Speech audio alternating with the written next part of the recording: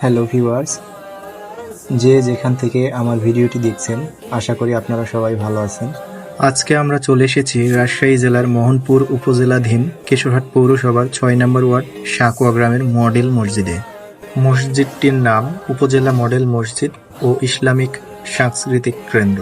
এটা শুধু একটি মসজিদ নয়, এটা একটি শান্তির প্রতীক, এক আধুনিক ইসলামিক কেন্দ্র যেখানে জ্ঞান, নৈতিকতা আর মানবতার আলো একসাথে বিকশিত হয়।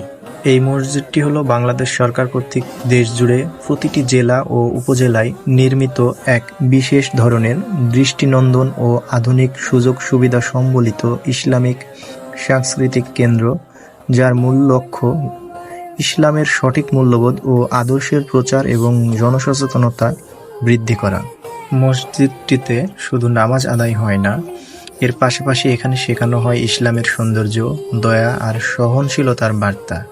পুরুষ ও নারীদের জন্য রয়েছে আলাদা নামাজের ব্যবস্থা, শিশুদের জন্য কোরআন শিক্ষা আর তরুণদের জন্য প্রশিক্ষণ ও জ্ঞান চর্চার সুযোগ। মসজিদগুলো আমাদের স্মরণ করিয়ে দেয় ইসলাম মানে শুধু ইবাদত নয়, ইসলাম মানে শান্তি, শিক্ষা আর মানবতার পথে চলা।